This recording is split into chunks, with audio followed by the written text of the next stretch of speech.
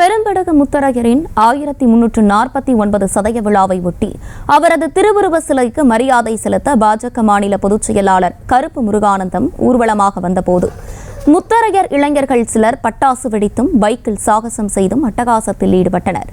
இதுகுறித்து மேலும் விவரங்களோடு இணைகிறார் செய்தியாளர் கதிரவன். வணக்கம், விவரங்களை வழங்கலாம். வணக்கம் கட்சி. பேரரசர் பெரும்படகு முத்திரையர் சதய விழா ஒவ்வொரு ஆண்டும் அரசு விழாவாக கொண்டாடப்பட்டு வருகிறது. இன்று அவருக்கு 1349 சதய விழா கொண்டாடப்பட்டு வருகிறது. அதனை முன்னிட்டு திருச்சி ஒத்தக்கரையில் உள்ள பேரரசர் பெரும்படகு முத்திரையர் சிலைக்கு திருச்சி மாவட்ட ஆட்சியர் பிரதீப்குமார், மாநகராட்சி ஆணையர் சரவணன் ஆகியோர் அரசு சார்பில் மாலை அணிவித்து மரியாதை செலுத்தினர். இதனைத் தொடர்ந்து நகராட்சி நிர்வாகத்துறை அமைச்சரும் திமுக முதன்மை செயலாளர் KNR தலைமையில் திமுகவினர் முத்திரை சிலைக்கு மாலை அணிவித்து மரியாதை செலுத்தினர்.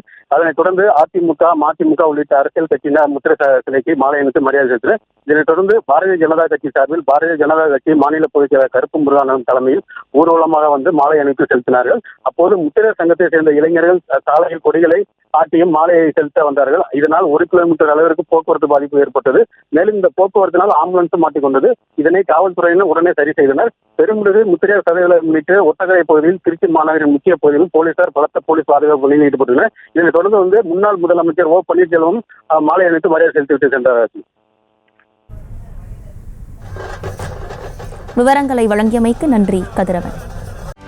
செய்திகளை உடனுக்குடனும் துல்லியமாகவும் தெரிந்து கொள்ள சப்ஸ்கிரைப் பண்ணுங்க.